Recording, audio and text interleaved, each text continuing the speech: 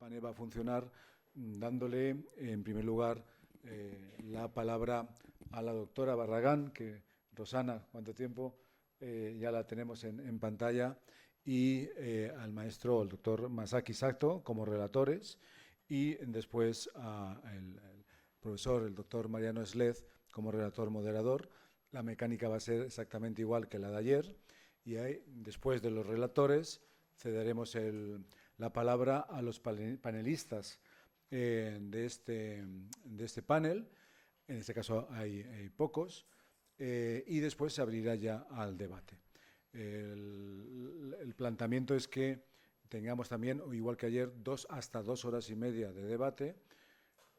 Luego nos estará esperando el refrigerio aquí mismo y continuaremos con el siguiente panel, el 4, en donde puntualmente, esta vez sí, hoy no tenemos inauguración, para tener ese plazo y ese margen del cuarto panel, que además cuenta con bastantes panelistas.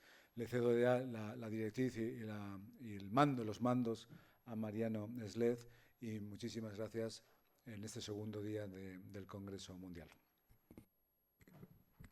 Bueno, muchísimas gracias, Manuel. Buenas tardes a todos, buenos días en América. Y bueno, sin perder más tiempo, le vamos a ceder la palabra a la doctora Rosana Barragán, que nos va a exponer, va a funcionar como ponente. Al igual que en el caso del simposio de ayer, no hemos tenido la posibilidad de leer nuestros textos, así que bueno, vamos a proponer acá nuestros planteos y luego abriremos el debate al público. Así que bueno, Rosana, adelante cuando gustes. Te escuchamos. ¿Está silenciada ahí? Ya. Bueno, buenos días y buenas tardes a todas y todos ustedes. En primer lugar, agradecer por esta invitación a Manuel Chust, a todos los organizadores, y a nombre de Masaki, Sato y mío, queríamos, bueno, en primer lugar comentarles que en realidad nosotros fuimos invitados para comentar la conferencia de nuestra colega Sonia Pérez Toledo, que lamentamos que al final no haya podido llegar, y por lo tanto, tanto entre Manuel, Masaki como yo, bueno, acordamos presentar algunas ideas en los temas que hoy nos convocan, producción y circulación, pero obviamente no es una ponencia o un trabajo que lo hubiéramos desarrollado con mucho tiempo, ¿no? Bueno, respecto al tema que hoy nos convoca, pareciera, en primer lugar, que es algo no muy atractivo hoy e incluso hasta pasado de moda, que no convoca.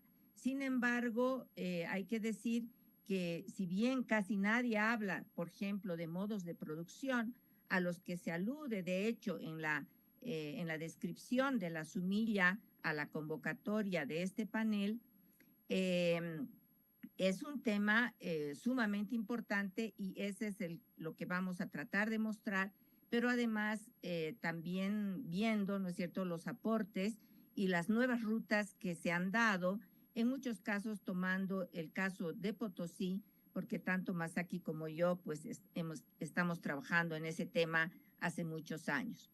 De hecho, también hay que decir que probablemente el libro más reciente y único que alude explícitamente al tema de los modos de producción es justamente el de nuestro querido Juan Marchena, que lo recordamos hoy, Mariano, que está aquí presente, y Manuel Chust, que se titula justamente El debate permanente, modos de producción y revolución en América Latina.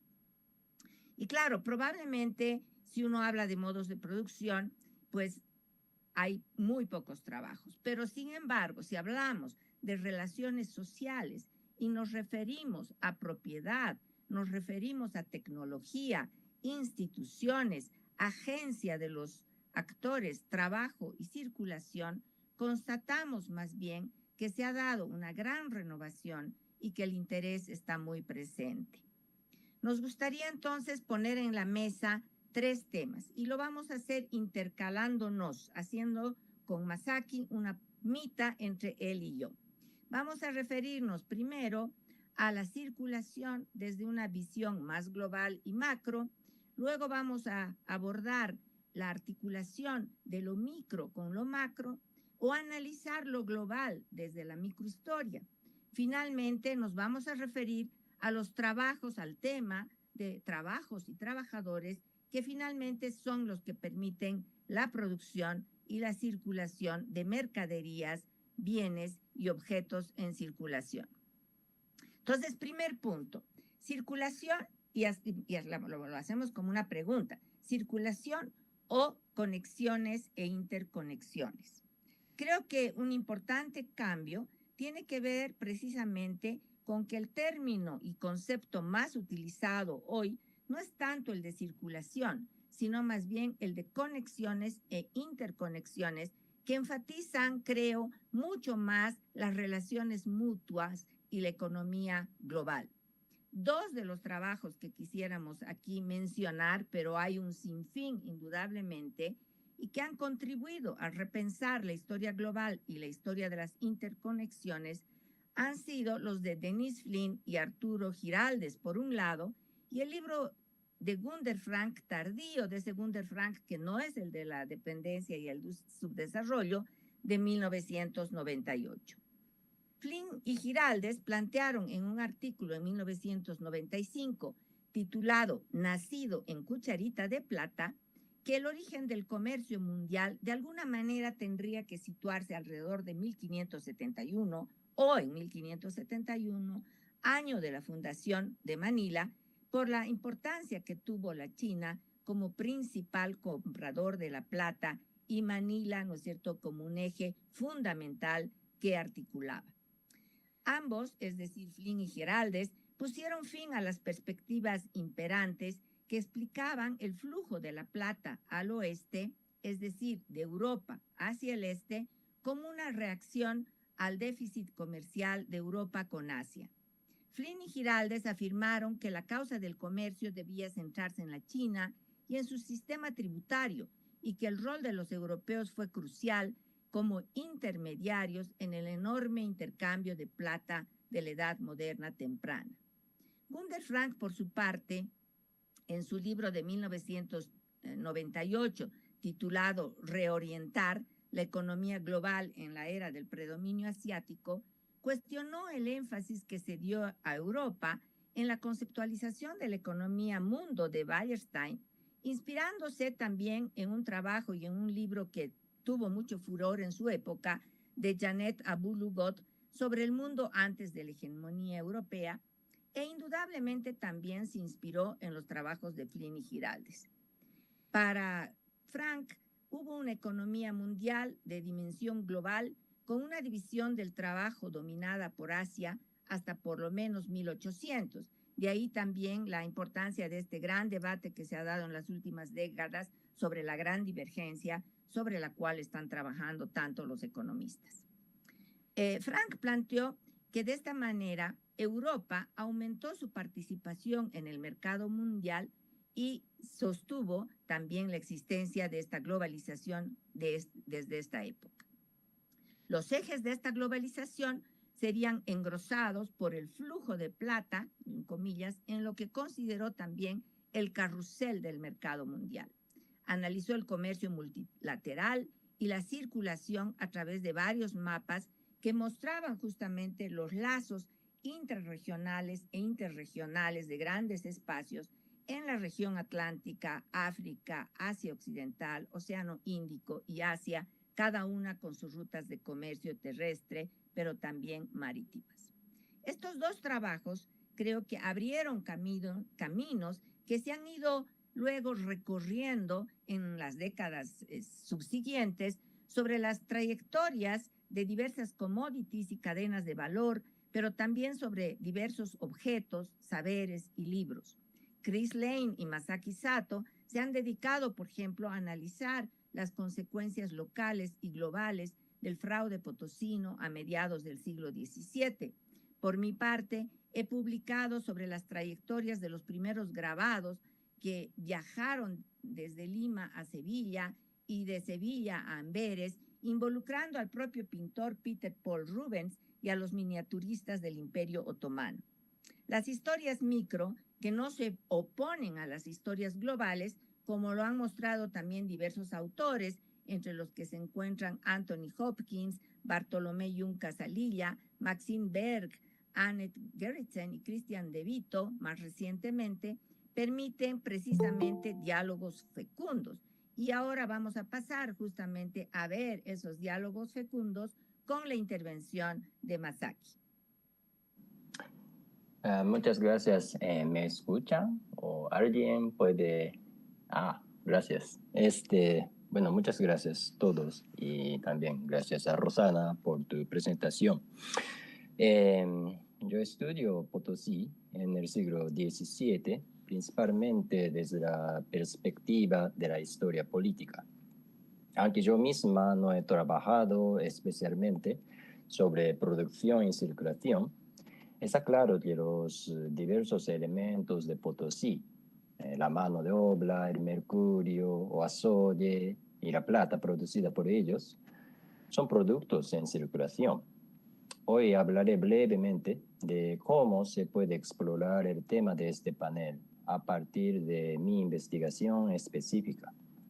El argumento que quisiera desarrollar es muy simple, pero ahora importante, conectar el estudio de la historia micro y política con la macro de producción y la circulación, para profundizar en nuestra lectura de las fuentes estadísticas como los documentos de cajas reales.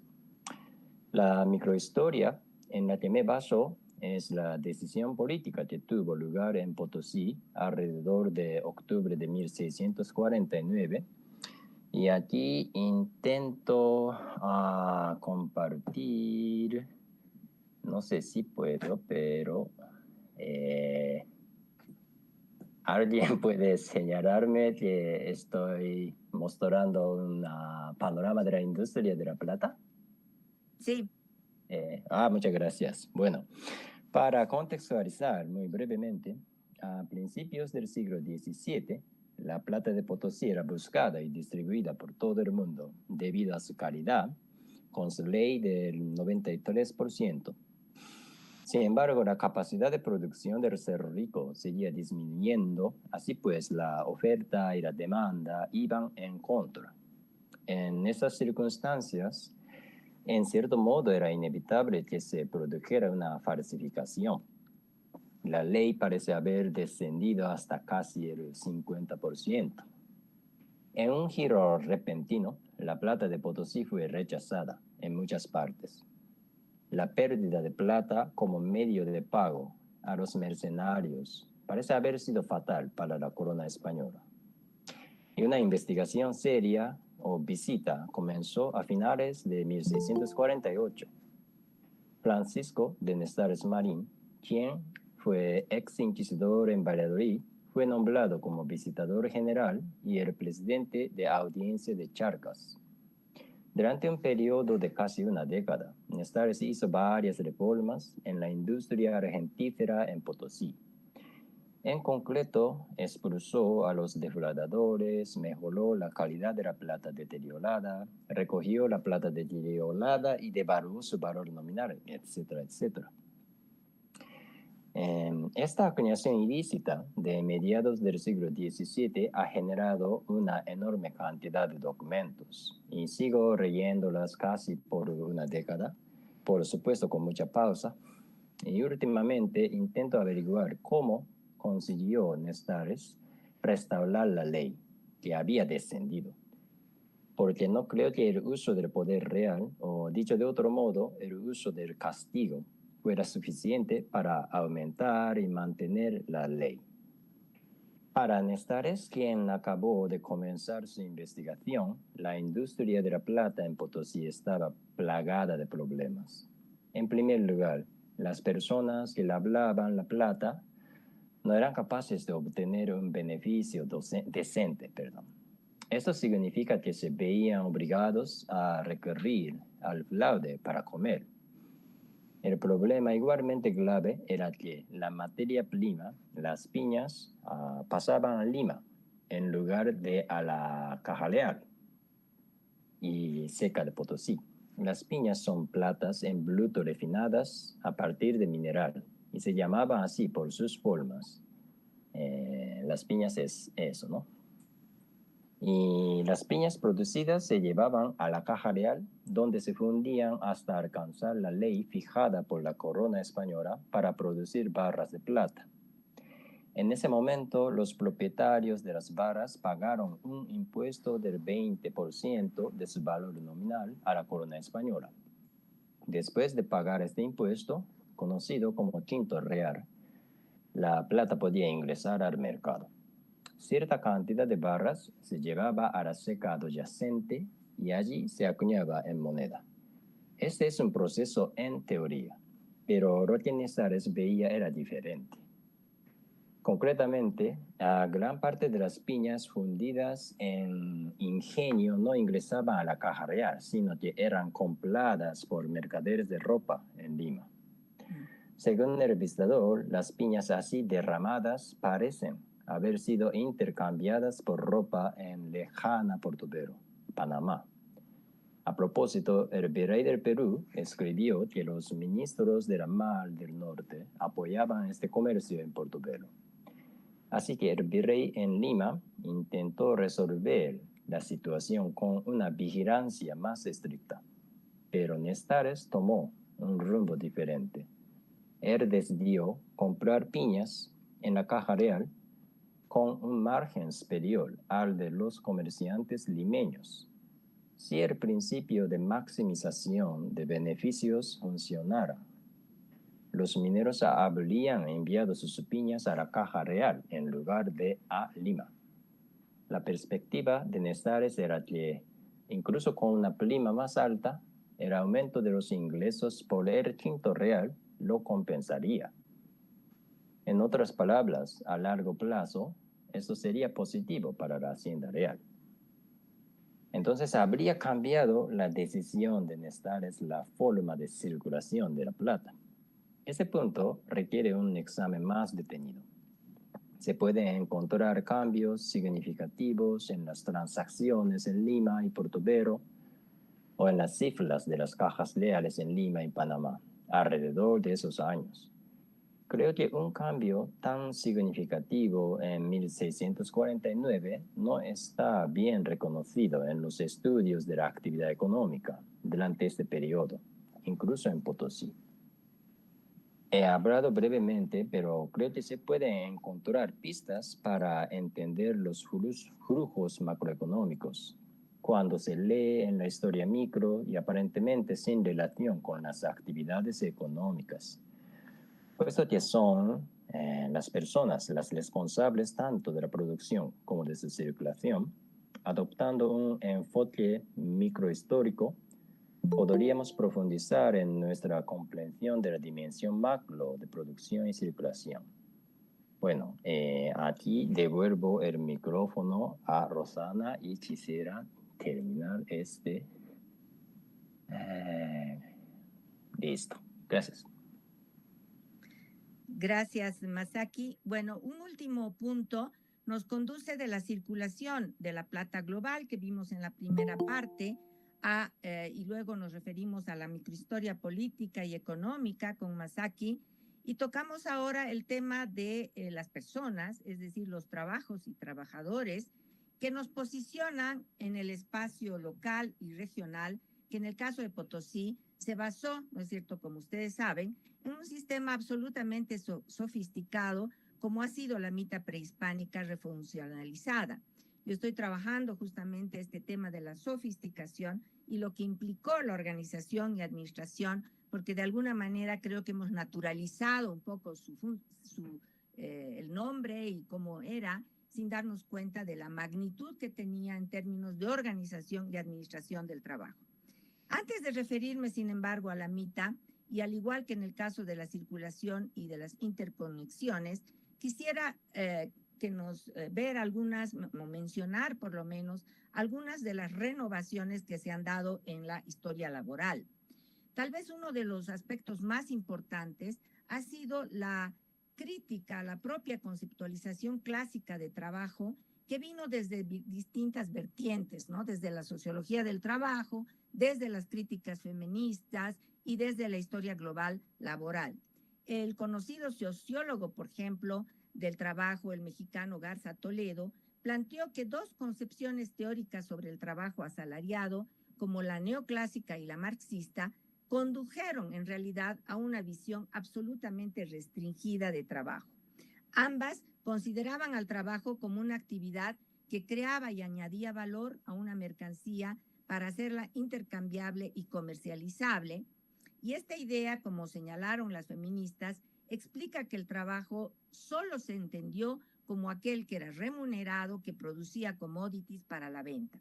Las múltiples actividades no pagas en y fuera del hogar, realizadas por mujeres y otros actores, se consideraron como no trabajo, aunque estuviesen destinadas a la supervivencia y al bienestar colectivo e individual. Rafaela Sarti, Ana Bellavitis y Manuela Martini, y en la que colaboró, ¿no es cierto?, Borderías, con su importante trabajo, publicaron un libro que tiene el título justamente ¿Qué es trabajo?, el 2018, y analizaron cómo fue surgiendo este concepto restringido del trabajo y denominando y señalando más bien que se había dado una deslaboralización, si ustedes quieren, de gran cantidad de trabajos no pagados, considerados no productivos, lo que explica que las mujeres en muchos censos, por ejemplo, del siglo XIX, aparecieran como dependientes e improductivas. Desde la historia global laboral y desde el Instituto de Historia Social de Ámsterdam, donde he trabajado, Marcel van der Linden y Jan Lucansen han renovado también los estudios desde los 90, criticando también ese concepto absolutamente restringido y nacional.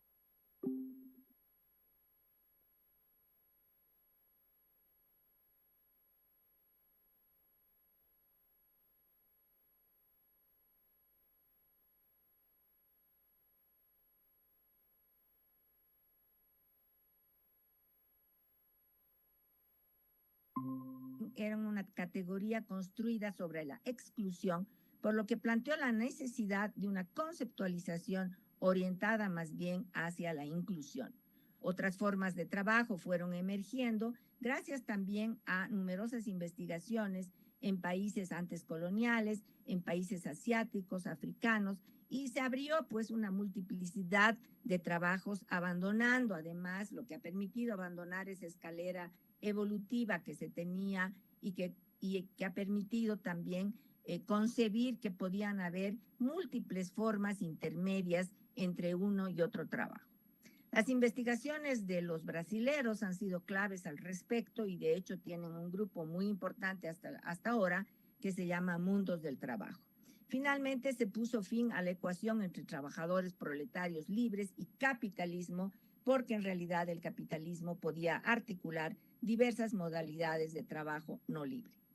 En síntesis, la ampliación del concepto de trabajo y de los trabajadores dependientes ha permitido abordar el trabajo libre y no libre, el trabajo pagado y no pagado, el aspecto individual y colectivo, la intersección con las condiciones sociales de género y generaciones, y esto ha permitido ver que los trabajos libres constituyen realmente categorías completamente opuestas, con fronteras rígidas y permanentes, sino más bien que pueden ser pensadas como posicionamientos a lo largo de un continuum entre un extremo y otro, pudiendo además ser muy porosas.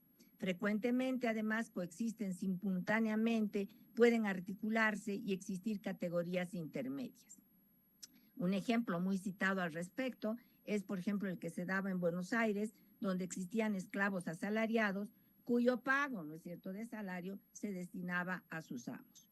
Finalmente, la pluriactividad, es decir, el recurrir a diferentes trabajos en diferentes periodos de tiempo o simultáneamente, fue un rasgo muy extendido y lo es aún en una sola persona y mayor aún si se consideran los hogares.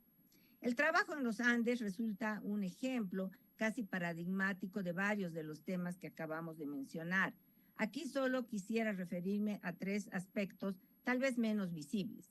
En primer lugar, que los debates sobre la situación jurídica de los indígenas sobre el dominio o no a sus tierras, sobre su capacidad de gobierno, entre otros temas que la historiografía ha analizado desde hace muchas décadas, tenían que ver obviamente con la posibilidad de convertir o no a los indígenas en mano de obra esclava, y al ser declarados vasallos libres, se dieron tensiones y ambigüedades alrededor precisamente de la articulación entre libertad y compulsión.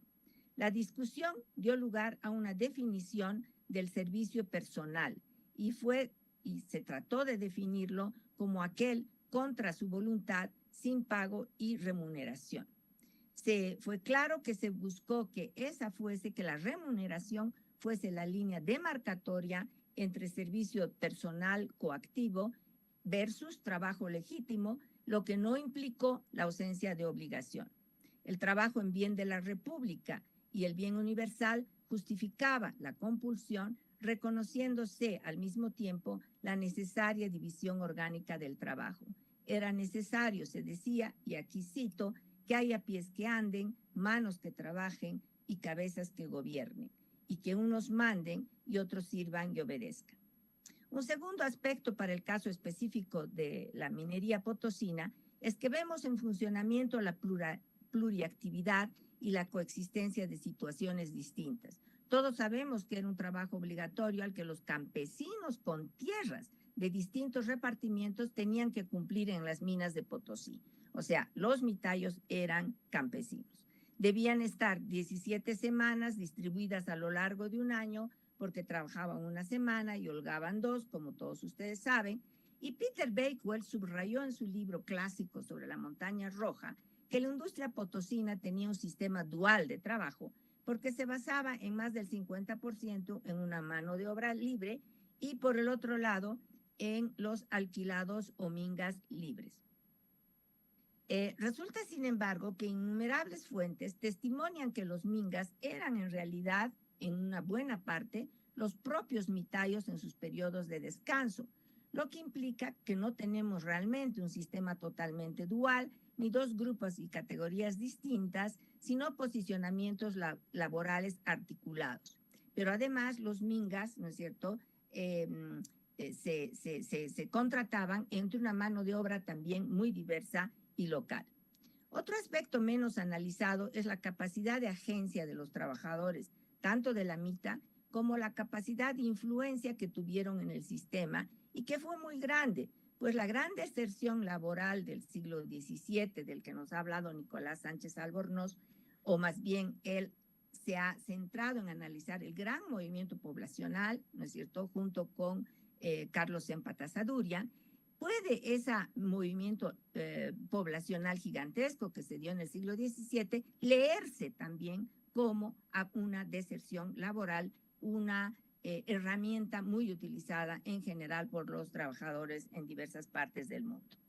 Posteriormente, además, en Potosí, en el siglo XVIII, fueron emergiendo nuevos grupos que convivieron con los mitayos, es decir, grupos independientes, trabajadores independientes, que eran los cachas, que no solo se disputaron un acceso directo a los minerales sin ser concesionarios, sino que lograron además, y esto es lo más importante, procesar plata en trapiches y molinos rudimentarios que poseían además, que estaban estos trapiches en manos de mujeres, y por lo tanto la importancia y la visibilidad de las mujeres en la superficie es también muy evidente y clave. Y estos grupos producían importantes montos de plata de hasta el 30 o al 40%. Y tuvieron que ser además reconocidos por el propio Real Banco de San Carlos. Así, marginales, subalternos e ilegales en principio, porque eran los llamados ladrones, se convirtieron simultáneamente en parte de la economía formal al pagar sus quintos y sus diezmos a la corona. Cedo entonces ahora a Masaki para que vaya cerrando. Rosana, muchas gracias de nuevo. Y vuelvo otra vez para concluir nuestros comentarios. Hemos hablado desde la perspectiva de los investigadores de Potosí colonial sobre qué enfoques podrían adoptarse para generar un debate y una reflexión productiva sobre este tema aparentemente obsoleto de producción y circulación en el futuro. Por ejemplo, como compartió Rosana, si partimos de la conciencia de que hemos interpretado de manera estrecha el acto y concepto de trabajo, en primer lugar, la forma en que vemos la producción puede cambiar. O, como he dicho, sería importante rastrear la influencia de la micropolítica en la macroforma de producción y circulación y viceversa. Tal vez haya varias diferentes ideas para un enfoque de este tipo y espero que nuestra breve intervención les anime a pensar en ello. Y ahora bien, nos gustaría concluir comentando el tiempo, puesto que el tiempo todavía nos queda, las tres ponencias presentadas a este panel. Las tres ponencias que provienen de México, Ecuador y España abordan cada una temas totalmente distintos. Si algo tienen en común es que son propuestas iniciales de trabajo más que avances de la investigación, salvo tal vez en un caso. Es que Mariana Radorón de Guevara, de la Universidad Pablo de Olavide, nos plantea un tema muy importante y poco abordado, como es el de la circulación de saberes y redes médicas. Su planteamiento de la difusión de las obras de esos médicos en el espacio renal del Perú y sus relaciones con la medicina indígena resultan, lo creemos, fascinantes rutas para indagar. Las dos otras ponencias son más bien propuestas, pero sin que se presenten realmente los estudios de caso. Emiliano Gil Blanco de Quito retoma el análisis de la crisis del siglo XVII, un tema muy interesante, especialmente para mí, planteando el proceso complejo y diverso, revelando la bibliografía más clásica y alguna de la más reciente. Su aporte podría constituirse en una interesante revisión bibliográfica. Y finalmente, el trabajo de Yuriel Fernández sobre las tradiciones históricas decoloniales en el Caribe se inspira en los giros decoloniales, en la colonialidad y el giro postcolonial, que ha sido y es importante en algunos círculos. Plantea la reconstrucción histórica en la escritura del pasado. Esperamos ver en el futuro, el análisis de esas reconstrucciones que seguramente tiene mucho que ver con el otro panel, el uso de la historia. Bueno, muchas gracias y vamos a pasar a la segunda ronda. Bueno, muchísimas gracias, Rosana. Muchas gracias, Masaki. Muchas gracias también por introducir a las ponencias, ya han adelantado, antes de que le demos paso. Voy a presentar unas pequeñas consideraciones, si logro poner el PowerPoint. ¿Cómo está aquí ya puesto? En la pantalla principal, ¿cómo puedo llegar?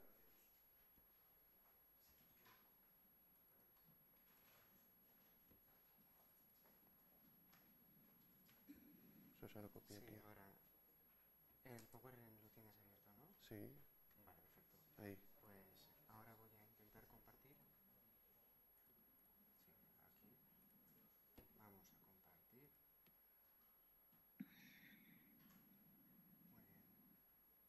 Muy bien. Que digan si se ve. Sí. Bueno, se ve aquí seguro. Espero que también lo estén viendo online. Bueno, en su exposición, Rosana ya planteó cómo había tres ámbitos que había que vincular. El ámbito de la circulación, lo micro y lo macro, y la vida laboral de los trabajadores. En ese sentido, bueno, hace un tiempo que, bueno, viendo las ponencias y este mismo congreso, es de alguna manera un intento de reconstrucción de la totalidad histórica. Ahora, traigo aquí a colación al colega Atul Alperindongui, porque es importante preguntarnos desde este presente ¿cuáles son los problemas que a nosotros nos interesan? Como él alguna vez planteó, dijo, bueno, así como Guerra, los Stein tuvieron en su momento un presente el cual le generó ciertas preguntas, otros historiadores en el futuro van a tener otras preguntas que les van a plantear en ese presente, distintas a las de fines del siglo XX, planteaba Tulio. Entonces yo creo que, bueno, hay que hacerse fundamentalmente dos nuevas preguntas, que serían, en primer lugar, cómo funcionan las sociedades y, en segundo lugar, qué hacer frente a esa lógica de funcionamiento de las sociedades. Estamos a 24 años del inicio del siglo XXI y nos encontramos, por lo menos en mi país, y creo que también puedo hacer extensión a otros países de América Latina, de Europa y del mundo, en una situación en la cual nuevamente la crisis económica y la crisis política, actualmente de las democracias, dan avance a las derechas y nos encontramos en una situación a la defensiva que nos plantea un conjunto de problemas en los cuales creo que es importante tenerlos en cuenta a la hora de hacer historia. A fines del siglo XX, como este congreso plantea, se planteaba el fin de la historia. Y a raíz de la caída del muro de Berlín, se planteaba la crisis de los grandes relatos, el inicio del protagonismo de la microhistoria, del giro cultural, el giro lingüístico, y unas críticas al uso político o al uso militante de la historia. En ese entonces, a Tulio, que lo usamos como a manera de un compañero que nos va llevando en este recorrido, en 1994 planteaba que teníamos una historia mucho más académica y que ya no era, ¿no?, un programa de esclarecimiento del presente y del futuro a través del pasado. Dice, bueno, esto es algo bueno. Ahora, lo que ocurrió y qué es lo que estamos viviendo en el presente es un estallido de la historiografía. Y este planteo de temas históricos, en el cual hay esta clásica división entre historia económica, historia social, que luego se empezó a subdividir, y fíjense que Rosana nos habló de otros ámbitos como la historia laboral o la sociología histórica. Este cuadro, por supuesto, que no agota de ninguna manera todas las diferentes especialidades, sino simplemente todos los tipos de congresos a los que yo tuve que asistir o elegí asistir para tratar de comprender lo que yo estaba estudiando. Y siempre me sentía como medio bicho de otro lugar, sobre todo cuando fui a los de historia conceptual, tengo que reconocerlo, en casa de Velázquez. Pero bueno, ahí fui y había que discutir con Sebastián, bueno, y con todo aquello, bueno, qué significa, qué podemos ver a través de este lenguaje, cuál es el fundamento económico del lenguaje, y así sucesivamente, o en historias de empresas, como, bueno, son congresos que tienen mucho más financiamiento que que el nuestro, historia de empresas. Las empresas financian sus propias historias y tienen entonces toda una historiografía que se está desarrollando y que en mi país, por ejemplo, tiene la historia de Arcor, esta empresa productora de caramelos que ha pagado su propia historia. Ahora, la reconstrucción de esa totalidad tuvo ya intentos muy importantes, como venimos hablando hace unos días con Enrique Ayala, que fue partícipe de esta experiencia de la historia de América Latina, historia general de América Latina de la UNESCO, que tuvo un comité internacional, que tuvo casi 200 autores y que a través de voluminosos tomos intentó presentar una historia general de América Latina. Bueno, tenemos algunas características en torno a la composición de género y la composición de los autores, ¿no? Y hay una diferencia entre dónde nacieron los autores y dónde trabajaban los autores. Lo que vemos es que muchos autores latinoamericanos ya trabajaban en universidades anglosajonas o europeas, con lo cual vuelve distinto levemente ese porcentaje. Pero este intento de recomponer la totalidad tuvo algunos antecedentes en los cuales la ponderación del contenido de sus autores en términos de género y de universidades era muy distinto. Bueno, esta vieja historia del EBN de 1940, claramente no había ninguna mujer y predominaba donde vos trabajabas, donde vos habías nacido. Es decir, no había una ayer estuvimos hablando ya de la internacionalización como una característica fundamental de la historiografía hoy. En aquel entonces no, había vínculos internacionales, pero donde un historiador nació, ahí trabajaba. Luego otro gran intento por reconstruir esa totalidad, naturalmente, fue la historia de Cambridge, de la cual también estuvimos hablando con Enrique, que participó, claramente con un predominio no solamente de autores europeos y norteamericanos, sino también de autores varones. Pero también ha sido muy importante y sigue siendo hoy una de las principales bibliografías en las cátedras de Historia de América. Pero yo quiero destacar otro tipo de intento por reconstruir la totalidad. Las anteriores tuvieron sus virtudes, que es el trabajo colaborativo a gran escala, es decir, una enorme cantidad de historiadores. Pero eso también tiene sus problemas, ¿no? Porque cualquiera que ve los índices de Cambridge o de la UNESCO, lo que ve es una suma de temas que se agregan casi por juxtaposición y en donde el lector, o el profesor, cuando usa esos textos, tiene que después dar una visión de totalidad.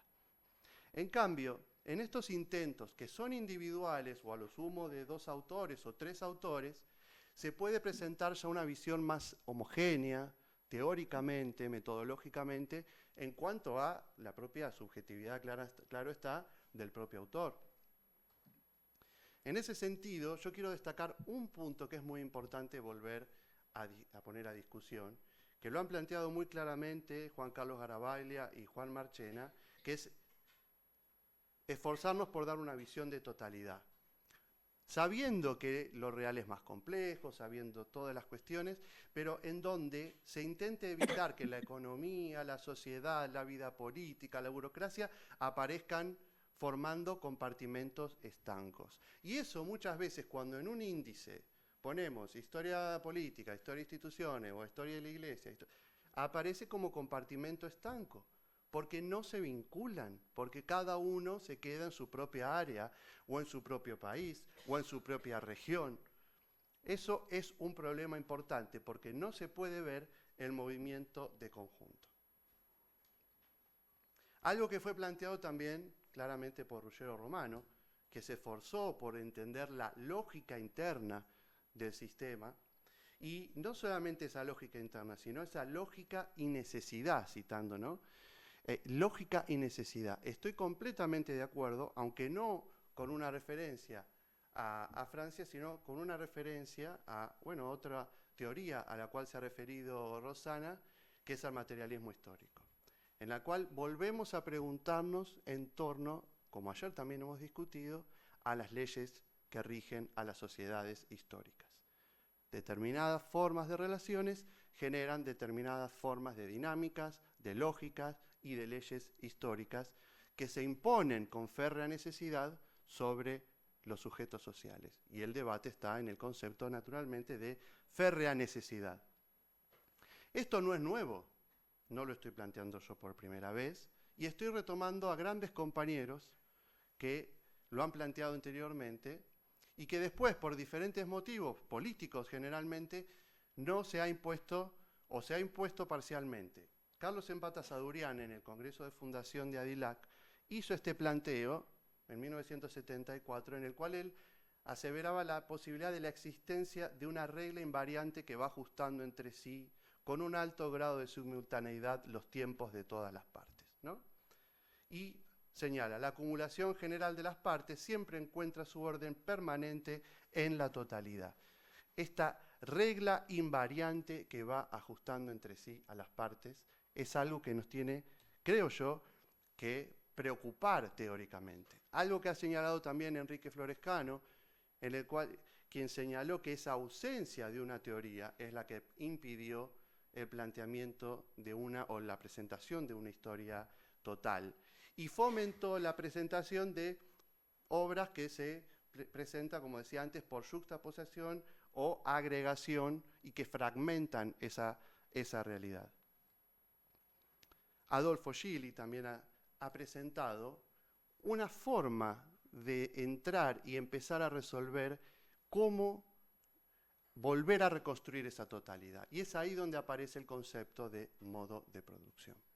Pero ese concepto de modo de producción puede parecer a primera vista excesivamente teórico, como ya hemos ayer discutido, ¿no? No vamos a volver ni a Althusser, ni a Poulanza, ni a ninguno de ellos. Pero ¿cuál es entonces el mecanismo para entrar a los modos de producción. Y eso lo ha señalado recién Rosana. Como ha dicho Sempat, ¿cómo estudiamos esa articulación que presumimos ya dada? A través de lo que él llamó el complejo nuclear de la totalidad orgánica, que es el modo de producción. ¿Y cuál es ese complejo nuclear? Las relaciones sociales de producción. Y ahí nos alejamos de todo teoricismo, nos alejamos de toda teoría y nos vamos directamente a observar las características del trabajo. Cómo se produce, de qué manera se colabora, cuál es la relación con la naturaleza, cuál es el papel de las fuerzas productivas, de la tecnología y cómo circula luego ese excedente. Nada nuevo, pero que yo creo que es muy importante volver a sintetizar, volver a plantear como núcleo para la reconstrucción de una historia total. Entonces, los modos de producción funcionan, desde mi planteo, como una teoría para la reconstrucción de esta historia total.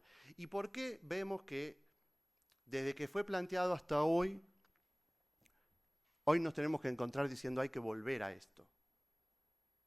Porque no es que es una novedad de nuestra parte.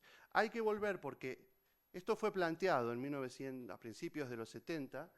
Garavaglia era profesor en mi universidad, en Historia de América, como interventor del gobierno de campo, era el gobierno peronista, él era militante montonero, y nos metemos en este tema muy brevemente. No me estoy controlando el tiempo, así que Manuel o alguien me hace señas. Yo termino igual, son 3 minutos. Crea el Instituto de Estudios del Tercer Mundo y plantea la necesidad de estudios de los modos de producción. Presenta un proyecto historiográfico desde Bahía Blanca que tenía relación con la UBA, tenía relación con otras universidades de América Latina, en donde el concepto de modo de producción es central, las fuerzas productivas. Ese es el programa de Historia de América de 1974 que dio Garavaglia. En mi universidad también estaba Charamonte en aquel entonces, que también hay un documento de trabajo dedicado a los modos de producción. Charamonte estaba en economía. Ahora bien, todos saben el proceso que represión impulsó la Alianza Argentina Anticomunista, la AAA, que tuvo particular virulencia en la Universidad del Sur y que llegó a la revista Gente, muy popular en la Argentina, que bueno, ahora habla generalmente de farándula, pero que en aquel entonces era más política y que presentaba ya en su tapa el caso de la Universidad del Sur y que denunciaba la existencia de una infiltración marxista en la universidad. Y ustedes pueden ver en ese cuadro que era de la inteligencia, no sé si llegan a verlo, todos los vínculos latinoamericanos supuestamente, la Universidad de Chile, Francia, Holanda, Polonia, México, Perú, y el papel central supuestamente de la Universidad del Sur en la fantasía de estos generales, en donde se encontraría el núcleo duro de la subversión ideológica en América. Esto llevó a la persecución, naturalmente, de los profesores, de los estudiantes. Estas son las listas de quienes se buscaba aprisionar y ejecutar. Está Ciafardini, está Del Campo, está Charamonte, está Garavaglia. Estos son fuentes desclasificadas del Departamento de Estado de Estados Unidos, que obviamente tenían agentes en Argentina. Y la desaparición de las ideas, es decir, la eliminación concreta de los textos. ¿Sí? Esta es la biblioteca, todos los libros tachados, entre ellos modos de producción de América Latina prohibidos en el 75 y luego ratificado por la dictadura militar. Naturalmente esto produjo un impacto, volvemos a nuestro amigo Tulio que nos va guiando, un impacto en la historiografía, y quienes se exiliaron y llegaron a otros centros académicos fueron influenciados por aquellas ideas que predominaban ya en aquel entonces y que luego hemos mencionado al principio de la ponencia, con lo cual los autores van a empezar a aclimatarse de alguna manera, como dice acá Tulio, en la era posmoderna que hoy seguimos avanzando a tientas. Entonces, es ahí en ese momento otro de los temas que yo traigo a discutir, en el cual se discute o se plantea la crisis del marxismo.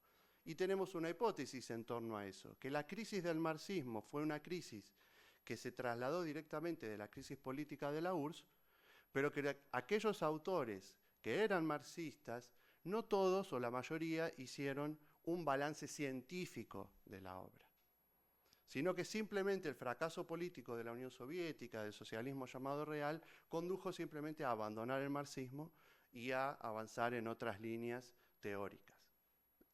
En el caso de Chiaramonte, es uno de los pocos casos que sí intentó hacer un balance científico de su obra. Ese libro, Formas de Sociedad y Economía en Hispanoamérica, fue el primero. El último, Usos Políticos de la Historia, donde ya abiertamente abjura del marxismo. En el otro, bueno, lo escribió en México, estaba empezando ese proceso de crítica. Pero es uno de los autores más interesantes para seguir en torno a ese proceso de transformación. Bueno, como ya ha planteado Rosana, nosotros hemos intentado retomar este debate en torno a la producción y los modos de producción. Lo hemos hecho en sucesivos congresos y libros, con Manuel, con Justo, con Juan Marchena y con un montón de compañeros y compañeras en los últimos años. Este congreso es un nuevo paso en ese camino. No voy a decir nada de la cuestión imperial, que ya tuvimos ayer el debate, pero sí quiero cerrar con esto. Suele creerse, y ahí quizás hay un diálogo con Rosana, que no hay estudios sobre modos de producción o que es un tema que no está vigente. Yo encontré muchos textos. Acá hay nada más algunos, y son libros. ¿Sí? Jairus Banashi, 2010, la estructura de la historia mundial, de los modos de producción a los modos de intercambio, de Karatani. Bueno, textos de Wallerstein que sigue presente. Hubo, de hecho, un simposio en torno a las formas el modo de producción y formas de explotación en Inglaterra. Hay innumerable cantidad de estudios de los modos de producción, no solamente de la transición al capitalismo, sino Marcelo Campaño, que pueden ver un artículo, es el profesor titular de Historia Antigua 1 en la UBA. Andrea Zingarelli, que estudia Egipto, también lo estudia desde el punto de vista de modo de producción. Tiene una excavación en Egipto ella y publica, es profesora de la Universidad de La Plata. Carlos Astarita, que publicó aquí en Valencia este libro, sí analiza, es el profesor titular, o era, ya se jubiló, en Historia Medieval en la Universidad de Buenos Aires, del feudalismo al capitalismo. Y Fabián Campagne es el profesor titular de Historia Moderna. Con lo cual, cualquiera que caiga en la Universidad de Buenos Aires va a tener Antigua 1, Antigua 2, Medieval y Moderna, desde un punto de vista donde los modos de producción siguen siendo centrales. La transición. Si buscamos textos sobre la transición, sigue estando en primera línea los debates en torno a la transición. Y los orígenes del capitalismo, en una nueva historia del capitalismo que se está instalando sobre todo desde hace 5 o 6 años, siguen estando en el centro del debate en términos generales y para estudios de caso, como el caso británico, el caso norteamericano y obviamente el caso latinoamericano. Recientemente me han pedido, bueno, esto es una cuestión de evaluación, no sé si se puede decir públicamente, así que no voy a decir cuál, pero bueno, un libro también sobre los modos de producción, escrito en México, en Morelia. Así que creo, para cerrar, que es muy importante discutir nuevamente la posibilidad de tener una teoría del todo en historia, la construcción de una historia total. Si eso existe, si eso es posible o no, como Stephen Hawking nos preguntamos, no lo sabemos. Vamos a hacer el esfuerzo. Pero siempre sabiendo, desde mi perspectiva, como planteó Marx, que esa teoría no puede quedarse en los marcos de la academia y que solamente va a ser puesta en práctica si es una teoría que responde a las necesidades de las masas. Así que creo que ese es el planteo que tengo para hacer aquí al Congreso. Muchas gracias.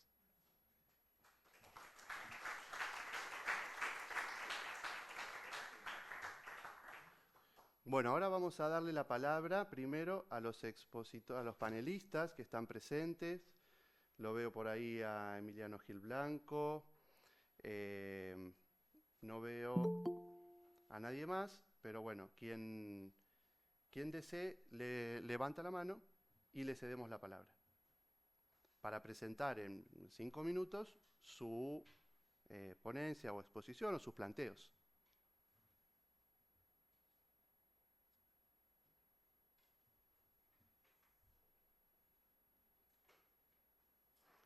No, ahí está Emiliano. Muy bien.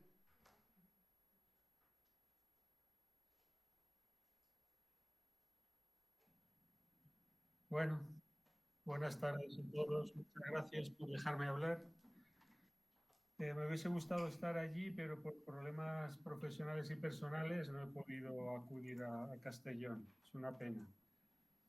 Yo quería plantear el tema de los nuevos planteamientos que han surgido sobre la crisis del 17 en América, que es un tema que yo estudié con relación al comercio del puerto de Veracruz.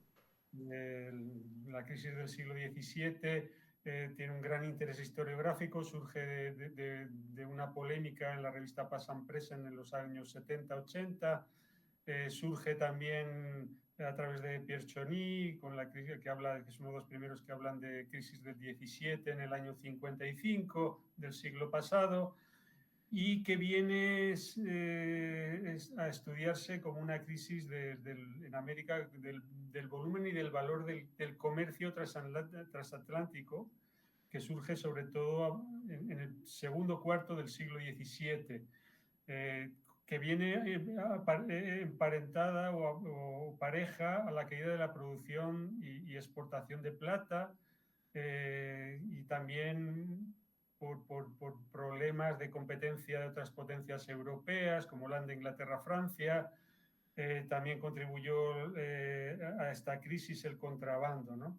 Pero sobre todo lo vamos a centrar en Veracruz, y sobre todo a partir de un artículo que apareció hace muy poco de Herbert Klein y Sergio Serrano, que viene a hablar sobre lo que es la crisis y a replantear la crisis. Hubo en el siglo XVII crisis en Hispanoamérica, es lo que plantean ellos, y ellos dudan mucho de esta crisis, sobre todo porque a través de la llegada de plata americana a Europa, que no dicen que ellos mantienen que no hay una crisis como tal, sino que los niveles son superiores posteriormente a 1661, como según los datos de Michel Morinot. En los centros mineros también se mantuvo estable durante el siglo XVII, salvo Potosí, sin una tendencia secular a la baja, sobre todo en Nueva España, aunque con algunos cambios como el declive, como hemos dicho, de Potosí y la aparición de nuevos centros en Nueva España, ¿no? También lo estudian a través de los datos fiscales, indican un periodo de estabilidad e incluso un crecimiento en la segunda mitad del 17 para el comercio interior, que es el exterior de Nueva España, y sobre todo un relanzamiento del comercio colonial, que es lo que yo demuestro que demostré en mi tesis, que mientras hay una crisis del comercio intercontinental, el comercio intercolonial se va a potenciar mucho, y sobre todo porque aparecen nuevos productos y nuevos mercados, como es el cacao de Guayaquil, que aparece en el puerto de Veracruz para ser también habla como un indicador de que la crisis no existe, con las múltiples construcciones civiles y militares que se van a desarrollar en el siglo XVII. Esto quiere decir que hay una reutilización de la plata no solo para la exportación, sino para desarrollar la colonia, ¿no? Yo lo he estudiado concretamente en el tema del comercio, y ahí a través de Veracruz, y veo que hay un nuevo replanteamiento en el comercio de la Nueva España a partir del siglo XVII, sobre todo el comercio con el Caribe, ¿sí? A pesar de la disminución del comercio transatlántico, Veracruz siguió siendo un punto importante, no solo de la llegada de flotas, sino de la redistribución de mercancías en el área de influencia del puerto. Y eso a pesar del gran contrabando y comercio ilegal y fraude en las declaraciones que hacían las embarcaciones de origen español, porque el sistema de avalúo era muy fraudulento, ¿no? Y esto va a hacer que la crisis no sea tan importante como se planteaba, ¿no? Sobre todo en el comercio intercolonial. Y quiero fundamentalmente para terminar hacer unas ideas que quiero plantear sobre todo sobre el comercio, sobre si las fuentes que hemos utilizado son las más fiables para demostrar si hubo o no hubo crisis. Es concretamente la declaración de mercancías que se hace en la casa de contratación o el pago de impuestos que se hacen en los puertos correspondientes. Y nada más, lo único que quería exponer con mi ponencia, ¿no? No quería hablar si hubo profundas transformaciones, plantear si hubo profundas transformaciones en la América del siglo XVII y XVIII, que sí las hubo, en América concretamente, que contrasta con la crisis que hay en Europa, de planteamiento que tenemos en Europa, ¿no? Y eso es todo lo que quería así en conjunto de todo lo que quería. Me hubiese gustado hablar mucho más, pero el tiempo es muy, muy reducido. Muchas gracias por su escucha.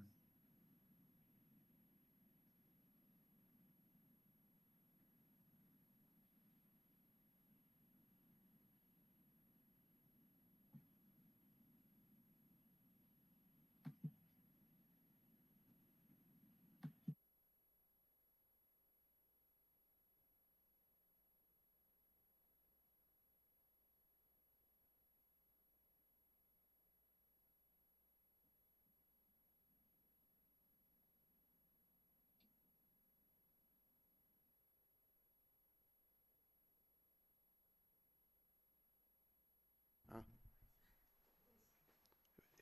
¿Y los que estaban online me escucharon o no? No te hemos escuchado, lo siento. Bueno, gracias. Pregunto si alguien que está conectado, que es de los expositores de esta mesa, desea intervenir a continuación. Puede levantar la mano y le damos la palabra, como dijimos ya.